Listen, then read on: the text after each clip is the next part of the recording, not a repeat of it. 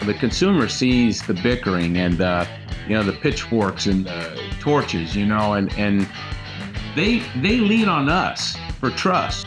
Sellers know what their homes are worth, and buyers know which homes they like, and ultimately, like, they could do this, but they don't. They want us. We're a team, but yet we all try to take the ball from each other and sting it. Welcome to the Signature Buzz, your go-to podcast for real estate professionals looking to elevate their game. I'm joined as always by my co-host Chris Bishop, and today we have a special guest.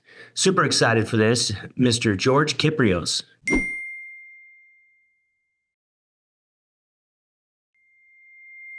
Good morning, George. How you guys doing?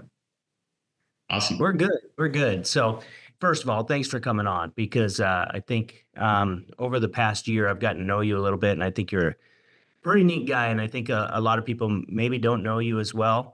And I've really enjoyed getting to know you. So I'd like to start off today just kind of getting to know you a little bit more, or share a little bit about George with our listeners. So, I mean, were you born in Vegas, or? Yeah, Sunrise Hospital over there on Maryland Parkway, 54 years ago. So you and Chris both born in Vegas. So I was born at Women's Hospital, though. So, what did you do before real estate? I think I told you, Brandon, I was what I consider to be a late bloomer. Didn't make it in college, really wasn't for me. And came back, and my parents owned a restaurant, and, they were like, hey, you had that option. You didn't want to do it. Get in the kitchen. And long, hot days, hours. And, I think the hardest part was working for your parents as a young man. I've said this, it was like an identity crisis. I wasn't George. I was Pete's son or Jerry's son. They were the owners, and I was the kid, and I just couldn't wait, to really get out on my own. And I didn't want to do that business forever. I had watched my parents give their life away to the hours, the holidays, and the Christmas and the Thanksgiving and Valentine's, New Year's, all those days that we lost as a family. So I knew I wanted to do something else, and real estate was the thing that I think everybody runs to. It's the beacon of light that we all are like, I can do that too. And I had no history in it. I had really no proof that I was going to make it. But the restaurant was such hard work. If you're willing to work in real estate, it usually works out. So got started like 21 years ago in 2004.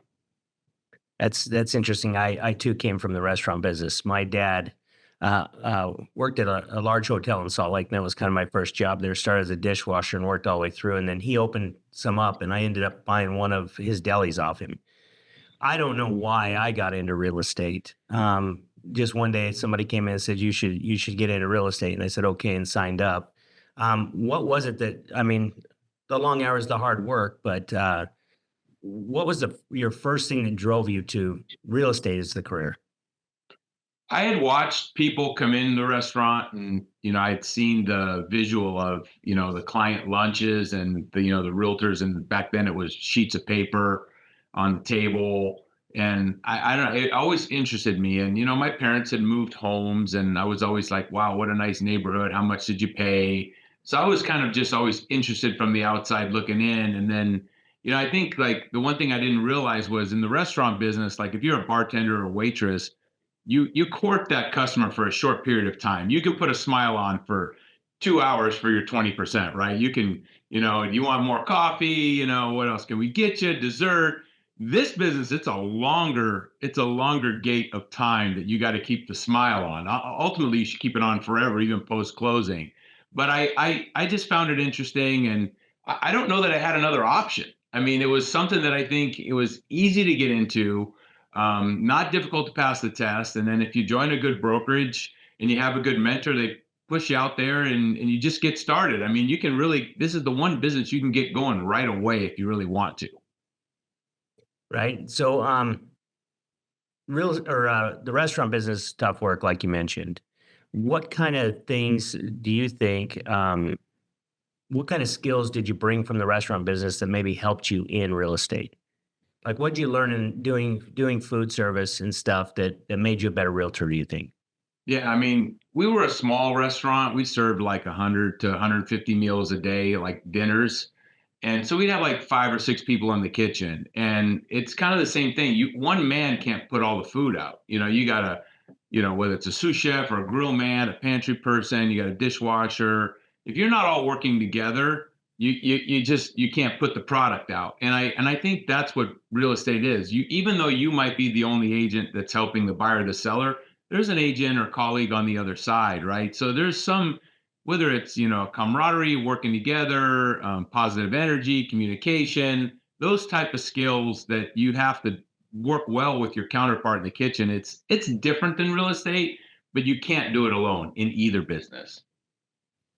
So, George, I got to ask. You have had incredible success in the real estate industry. How did you go from one of the legions to one of the top agents in the marketplace?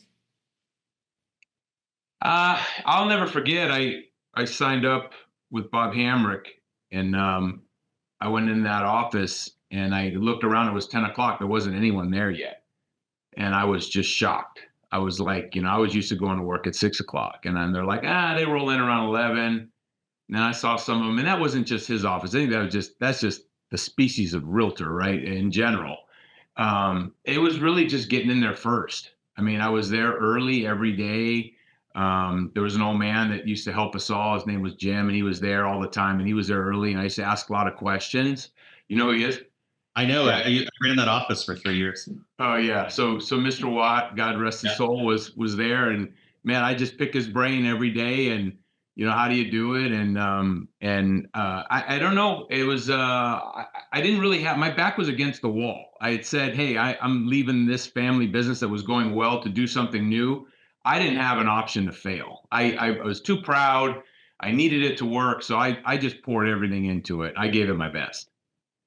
It's interesting you say that, because a lot of the successful people in this industry burn the bridge behind them and say that's the only way forward. I got to do it, and it's ironic how that works every single time, but a great piece of it. I think I just moved to that office about a year after you had left it. And what's funny is I'm born and raised here. You're born and raised here. We're not that far apart in age.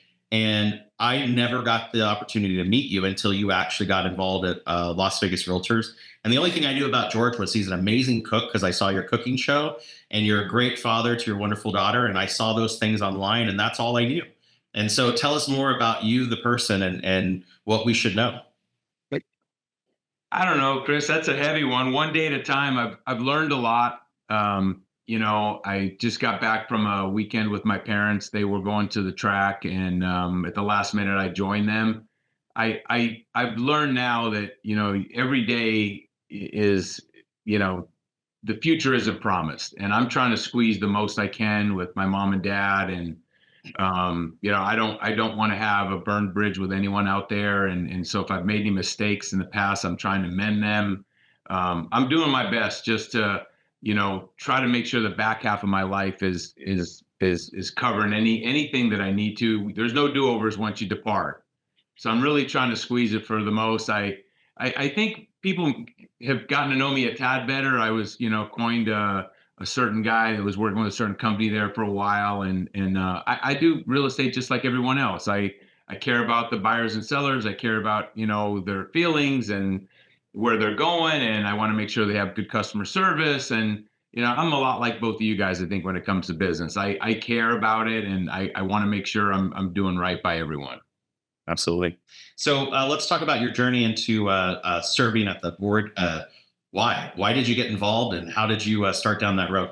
Yeah, I was kind of nudged by a few folks in the business that had served before, and they said, you really should get on a committee and see, how they work. And I remember I was telling someone, and I feel this way, and I'd like to say it again, that how grateful I was to the people who had served as a volunteer before, in the early years, even the years before I was licensed. All the folks that had the battles, had the arguments, kept the lights on, went through the ups and downs, and kept it, alive for me to come in there and get my paperwork signed, and get my super key, and to get my lockbox, and have my forms, and have all the things that I was given. So I was telling someone, I'm just grateful for this business. And they're like, well, you should give your time back.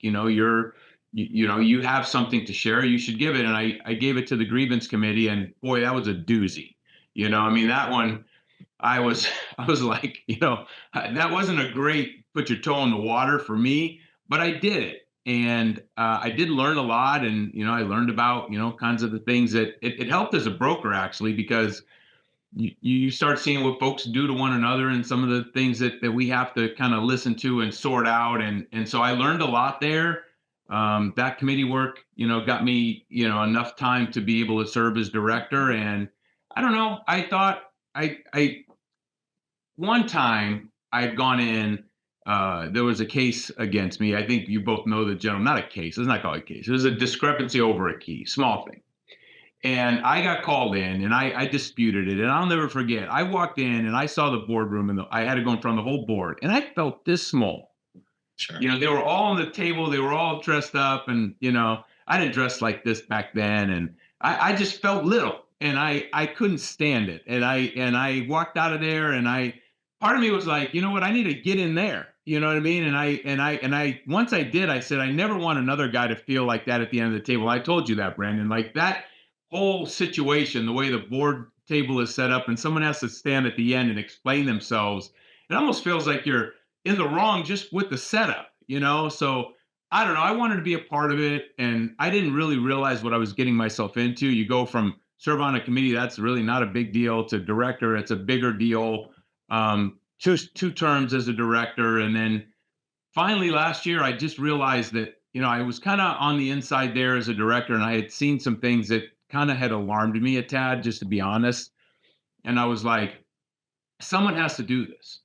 Someone has to do this. And the way it's set up today, there's a short list of folks that actually qualify to run for president-elect. I mean, you have to have served a certain amount of time and done your. And I mean, I think there was about a dozen or so that fit the list, which was alarming. And I didn't hear that many of them were running.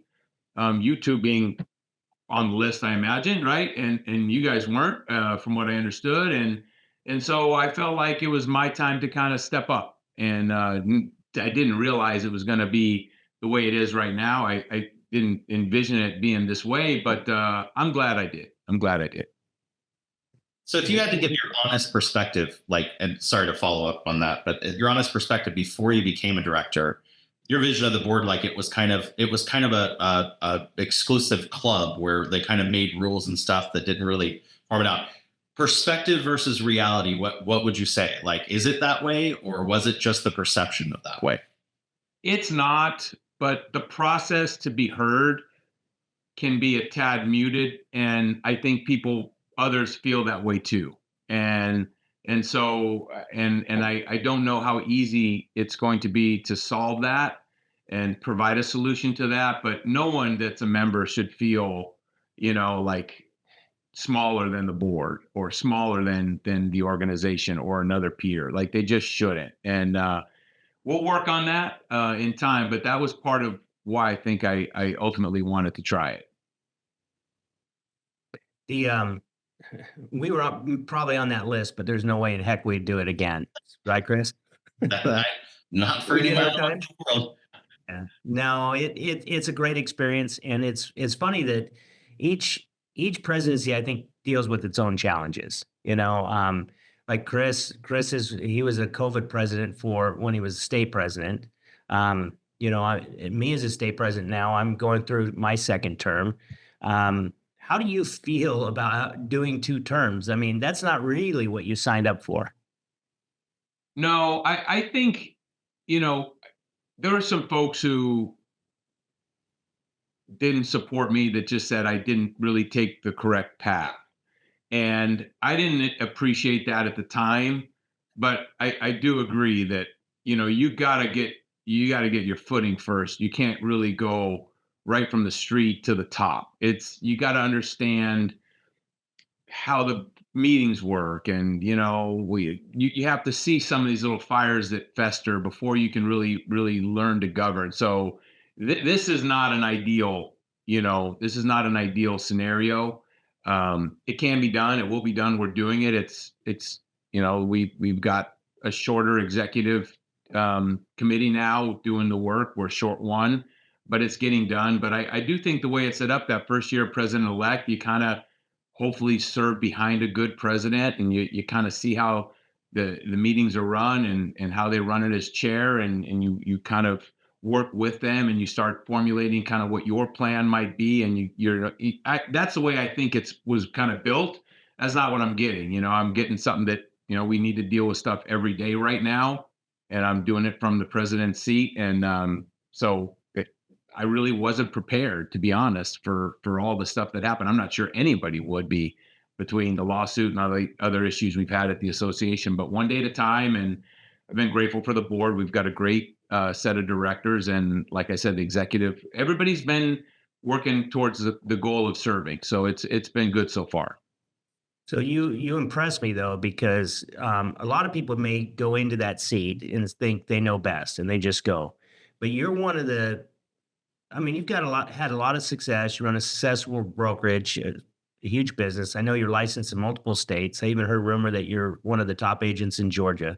Um, but you are very inquisitive. You ask a lot of questions. You call for a lot of advice. Not saying that you take everyone's advice, but I watch you really have a hunger for the knowledge. I mean, what drives you there? I don't. How can I advise on things that I've never really seen or heard before? Or I mean, I have to lean into folks that have been in the seat, have heard these type of questions. I don't want to burn down all the hard work that other people have done in the past.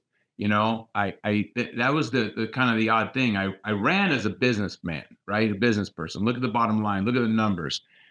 Although it's a business, it doesn't run like a business. It's different. There's the board, there's the staff, there's committees, there's two entities with the MLS and all the different things.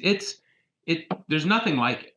I mean, there's not no other business, unless you've served on a non-for-profit or nonprofit, that's like this, that you could prepare yourself for. In my shop, if someone leaves the lights on, I shut them off. You know what I mean? If the air's too low, I turn it up. You know what I mean? Like common sense stuff. It doesn't necessarily work like that there. You got to go through some channels sometimes to do some things that seem simple. So I'm learning as I go, and I've leaned into many folks that have served in all different capacities in the past to try to understand better, what works, what they think works. Advice has been instrumental to what I've done so far. So I got a question for George. What dreams did you have for your time as president? Like things that you want to get accomplished, and now because of the expedited timeline, how has that changed, or maybe how has that improved? Big picture, I wanted to see our members numbers up there. I'm not sure we promote the opportunity for becoming a realtor. I know there are realtors that are like, hey, we got enough, don't bring them more in here. But I think as we need the dues and the fees to kind of keep the lights on and pay for the tools and widgets that the association provides, I don't want to see our numbers drop. So I still want to see us promote folks joining the industry and starting. I want to make sure we maintain the agents and members that we have. I mean, those were the big two. I like technology. I did want to visit, like, the type of tech that we have, and make sure that what we're using, people actually use, what we're paying for it. Are there other options? I wanted to kind of dig under that. Look at some of the old stuff that hasn't changed in a while. Ask some questions one at a time. I think I have to kick the can on some things right now. You got to put the water where the fire's burning, and we'll get back to some of those. But um, I just wanted to keep what's working, what has worked in the past, and maybe fix what's broken. If that's sounds like such a political answer, but that would be my goal. No, that makes sense. So just to talk a little bit about the ball of shit you were stuck into. I mean, like there was a lot of things going on out there, a lot of misinformation, a lot of misdirected info. First off, the feeling of being put into all of that. How do you deal with the overwhelm? I mean, like everyone's targeted at this question or these questions, and they focus in on the person talking, which is the president. How do you deal with that? I mean, that's anxiety you didn't ask for. Yeah, it's tough. I try to, I'm sympathetic to people that that don't understand um, why their questions just can't be answered on Facebook or somewhere. I know they're like, hey, I'm a member, I pay my dues. Like, I should know this answer. And they should, to be honest. But as both of you know, when you get in there, there can be liability for certain situations that are in there. There can be litigation, there could be disparagement agreements. There could be all kinds of stuff that just limit what you can say. My intention would be to let everybody know everything I can, and if we're not telling the members something, it's not to keep it from them. It's because it could actually harm the association if it were to get out for the time being anyway. So it's been okay. I think I've leaned on some folks, that have said, I get it. I've been there. There's probably some things you can't say. I go, well, the next time you talk to somebody that's asking you that, can you let them know? So folks like you guys and anyone on this Zoom or video understands that and see somebody asking a question, maybe let them understand that there's some things you just can't know all the time, and it's not because they're trying to keep it from you. It's just to protect the place. I love that you said that because like it was my bedrock principle. I don't conduct the board's business on Facebook because that's not the proper forum. I mean, we spent $15 million for a building and a boardroom so that the members could engage in the location that we built for them. And so I agree with you. And it seems like that one little piece of information, even though well intent, can spiral into things that like, what are you talking about? That was never even on the docket. You started off right away with a message to the membership. I mean, you're very well poised. You're able to produce the message well. What are your plans moving forward in communication to the members? What do you have envisioned? Yeah, I want to continue to push the messaging out as I can on all the things that I think the members are curious about and want to know. So, the first video was a bigger one. There was a little bit more going on there. Folks seemed to take it well. Like even that, it had limitations on exactly what I could say and how I could say it, but I tried to get as much out as I can.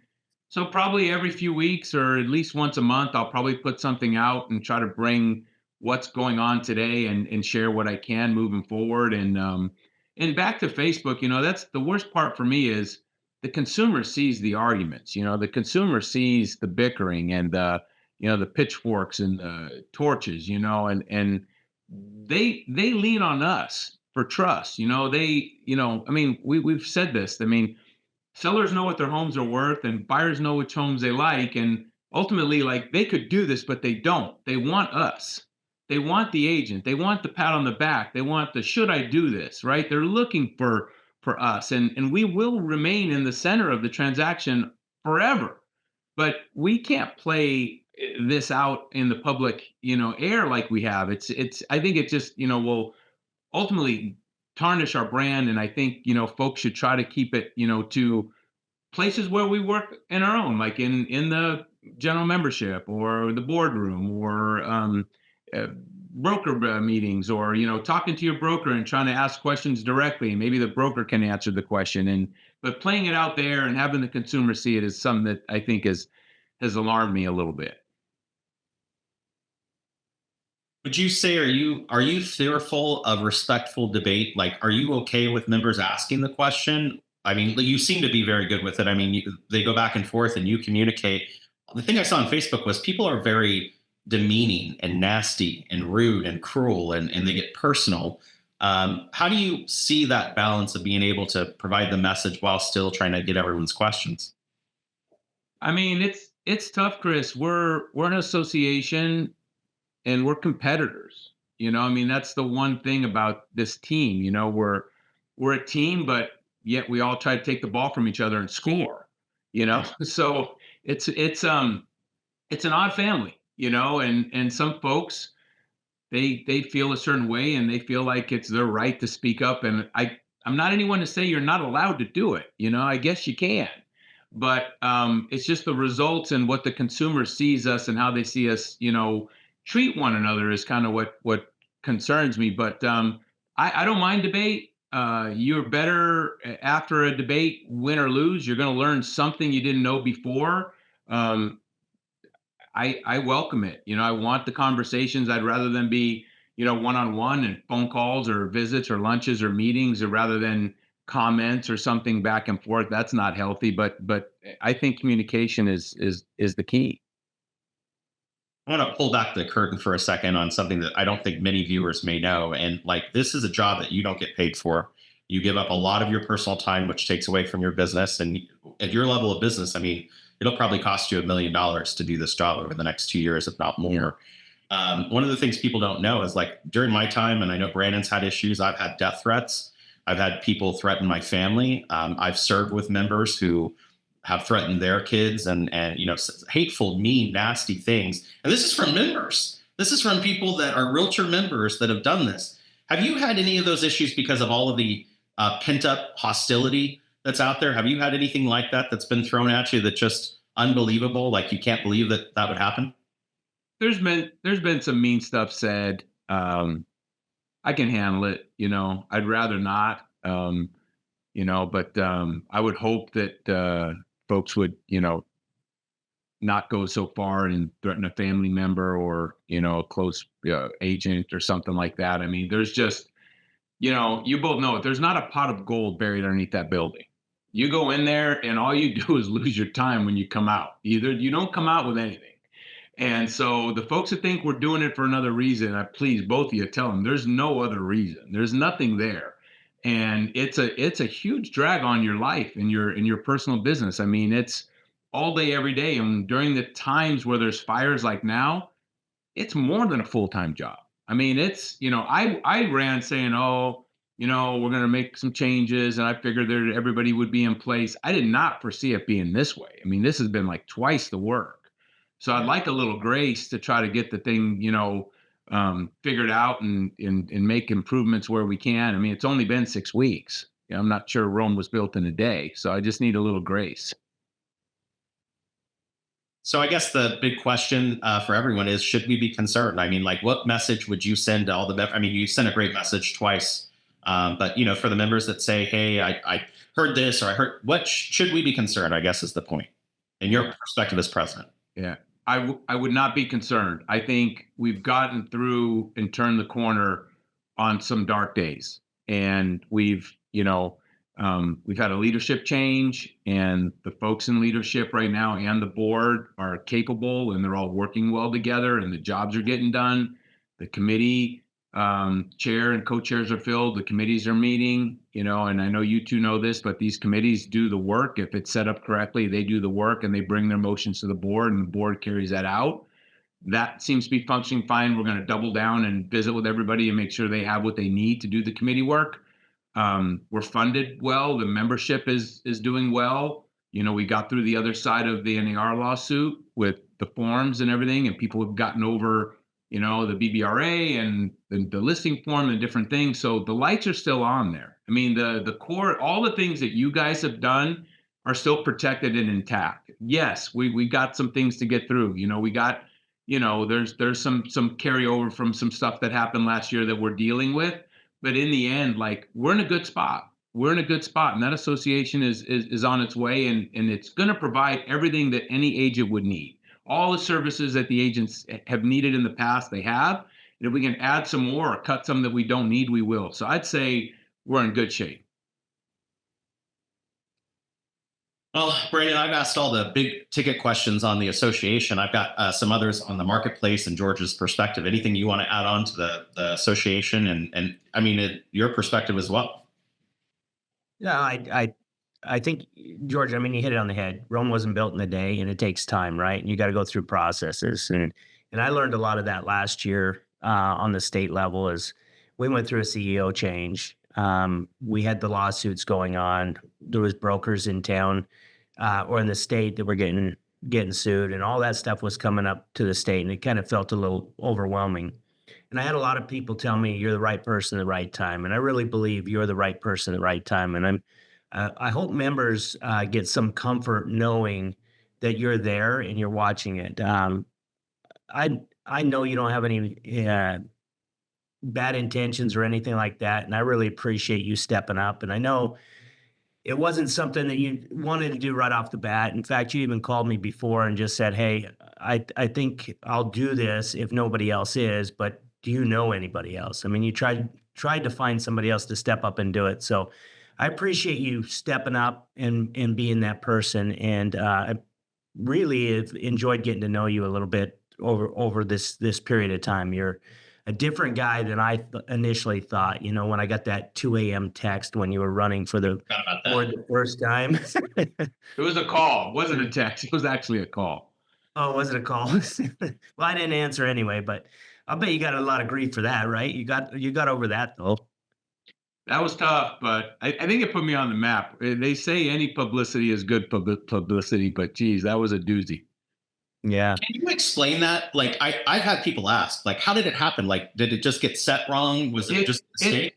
it's so funny. I mean, looking back, and I apologize. I have a sister and that was in law enforcement, and I've got family with young men overseas, protecting us, and I know what a 2 a.m. call could be. So I just right there, I was sick to my stomach about it happening.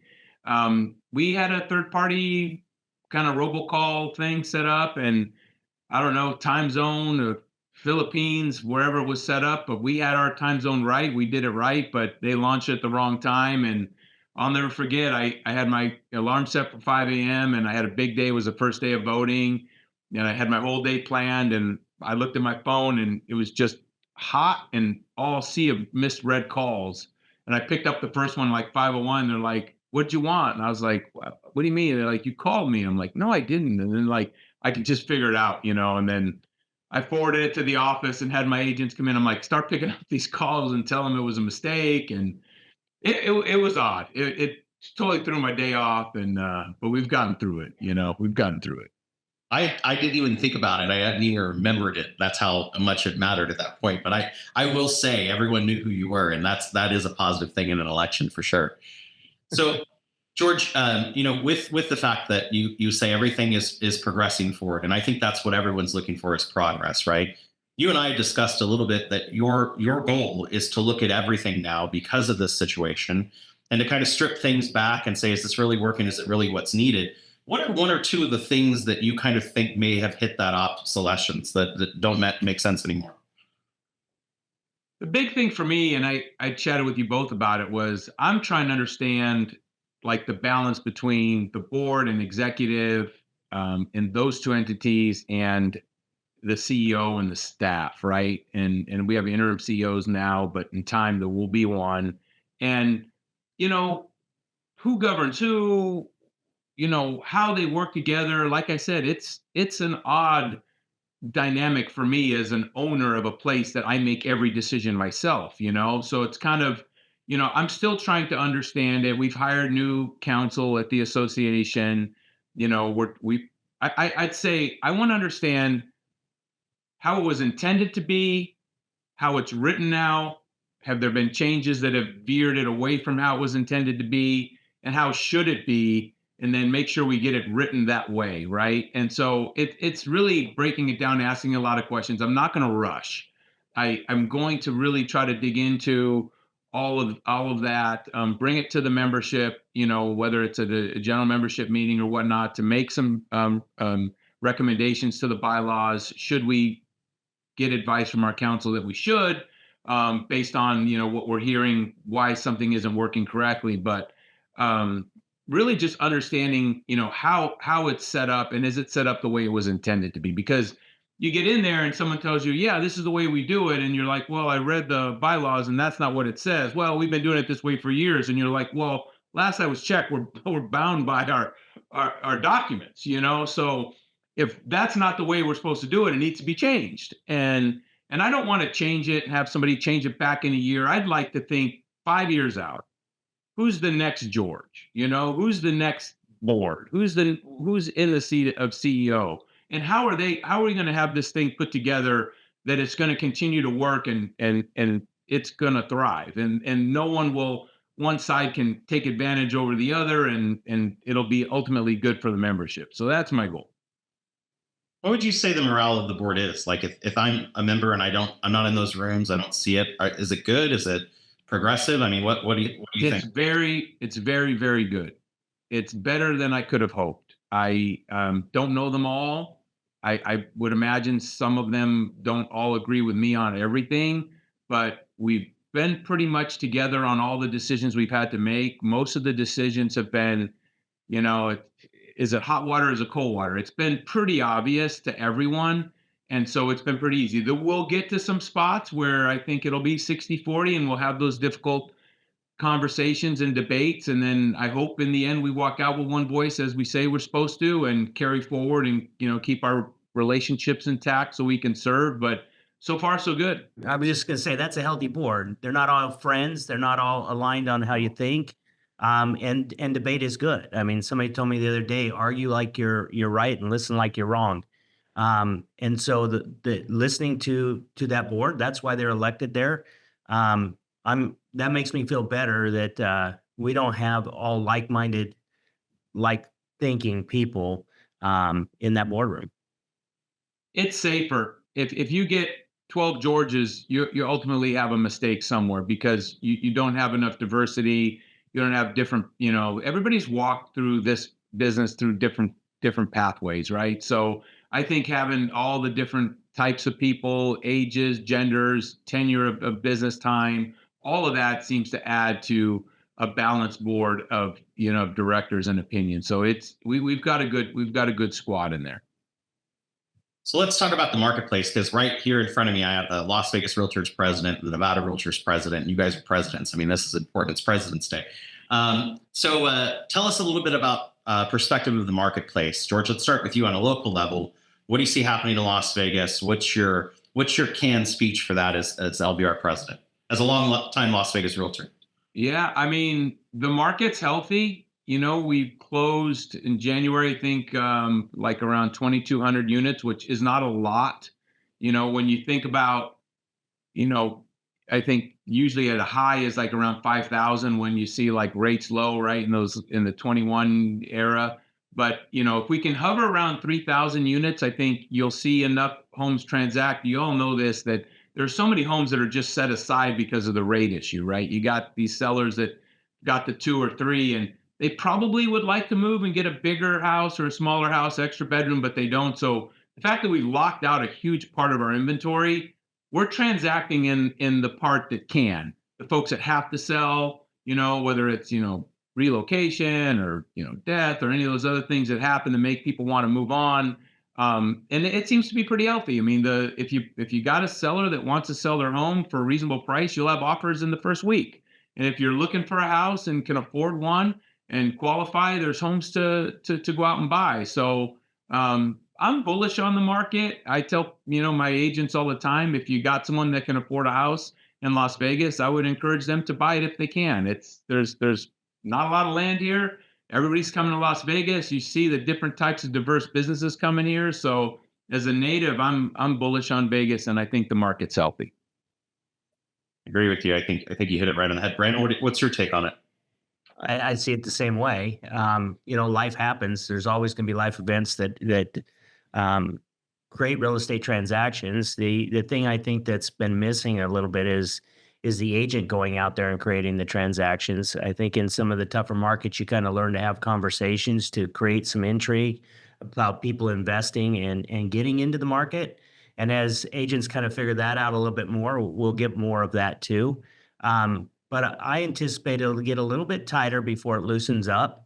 There'll be agents that struggle because they don't go to work, but the ones that are working and making the calls and communicating with the people are having success. I know you guys don't have a crystal ball. If you did, we'd all be living like George. But I want to talk a little bit about the debt, right? So we have in our nation right now, $25 trillion in consumer debt. It has nothing to do with national debt, and that's like $75,000 per person. And George, you made the point that if a lot of people would probably like to sell, probably to take care of some of this debt. How concerned should we be as realtors with that mounting debt, and what the message should we be selling? I'll let either one of you answer that one. I'll go first. I'm concerned. I've always wondered, folks got families with 2-car payments, rents are up there, interest is up if you recently bought a home, but yet every restaurant I go to is full. Mhm. I mean, every game is sold out. Every concert sold out. I mean, so part of me said, when is this going to break? I have that guy in the back of my mind, like for me investing personally, I'm like, this thing, at some point it should crumble. The consumer's just been so resilient. I mean, they just find a way to keep trucking. And, ultimately, home equity has been a huge, kind of a safety valve for folks to pull on when they have to. And so thankfully we have the appreciation, the equity for folks who may have gotten themselves in a tad bit of financial debt or trouble. And if they have to either get a HELOC or refi or ultimately sell or downsize, that equity is kind of a cash out option for folks to protect themselves. So I'd say, because of that, it makes me feel a little bit more comfortable, but I am concerned that folks have taken on some debt for sure. Brandon, My anything? concern, my concern is I think a lot of people are living on credit card debt. You know what I mean? And that's how they're still maintaining the lifestyle that they've been accustomed to over the past few years. And the bigger concern is when they start using their equity as an ATM. I think that's when we had the recession or the downturn in the market in the early 2000s, there 2007 or so. Um, I think it's because all that equity diminished, and when that happens, that's when we get into a problem. So hopefully, we don't. It gets better before it gets to that point. So, I mean, the two of you are extremely successful in all considerations of this business. What advice do you have to your members? What should they to be good, producing, successful realtors? What should they be focused on? What should they be doing? I think it comes down to conversations. I think the mistake our agents make at my brokerage and everyone, they wait for the phone to ring. But yet they go to a Super Bowl party and they don't want to really ask folks, do you live in this neighborhood? How do you like the neighborhood? Ask some questions. You, like Brandon said, you have to be the driver to help open up some of these opportunities. And folks sometimes just need a little bit of information. Don't let them go to a portal or a website or something to get their information. You're a living and breathing realtor. You have all the tools at your fingertips. You need to be the one that sparks the conversation and educates. And ultimately, I think that's the easiest place to drum up business, because somewhere, if you talk to enough people, someone's going to need your service. I guarantee you. I think that's, kind of an easy way for someone to start. Yeah, go to work. Like, go to work. That's one thing I took from the real estate industry. I had to get up every morning, go and open the deli, and if I didn't open the deli, then no food was served. Um, and so I got that work ethic, so to speak, going to work every single day. And when I went into real estate, it was the same thing. I showed up at the office every day, similar to what you said, George. And there wasn't a lot of people in there in the morning, but you pick up stuff by being there. You start to learn what people are doing, ask questions, but you've got to do the work consistently over time and you'll get the results. So, just like the Jerry Springer show, it's time for some final thoughts. And so, I want to put out there, George. The true heart of a broker, the real truth, is what a broker says to his agents. And so, I want to ask you the question: when all of this hell broke loose and you're going through the process, what message did you share with your agents? Because I'm sure it happened. I'm sure you had a meeting there, and to explain it to them, I know we did too. What did you share with them, and what final thoughts do you want to share with our audience?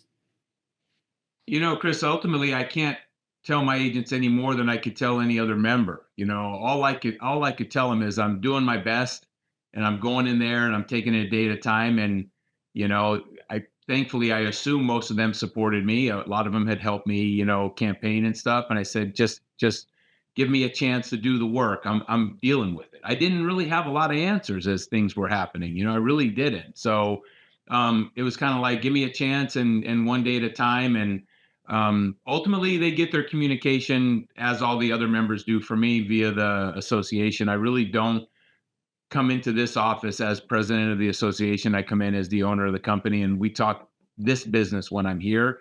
That's why they come to work, right? They come to this building to sell homes, not to find out about the association. So I kind of treat them as the broker, not as much as a member when we're under this building. Yeah. Brandon, final thoughts on the conversation today? I would just say that's a good philosophy going in as the owner. The worst thing you can do is get your agents all involved in drama and stuff like that, for sure. But the final thought would be for you, George.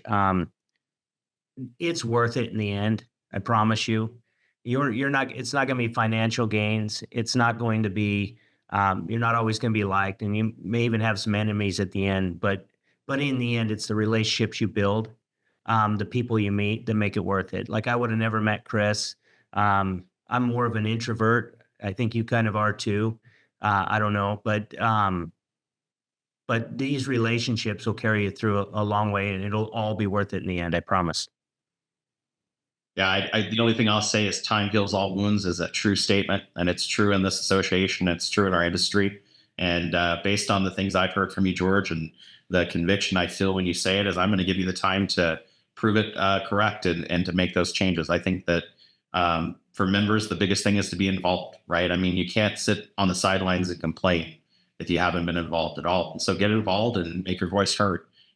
It's good for the industry. It's good for the organization. It's good for everybody. So appreciate you being here. Appreciate your time. And you guys are doing the hard work. And I think every member should appreciate the dedication you put into it. Thanks, Chris. Chris. And I'd like to close with this. Anyone out there, especially a past president or folks that have served, and done the work, I'm available for a phone call. I don't have all the answers. I'm willing to listen. I understand, and I'm grateful for everyone who's done the work before me, and I'm just doing my best. So I don't want anyone to think that I don't want to hear from them, because I do. So please pass it around. If someone has something that they'd like to advise, I'd be all ears. Well said, and thanks again, George. Appreciate your time. You got it, gentlemen. Thank you.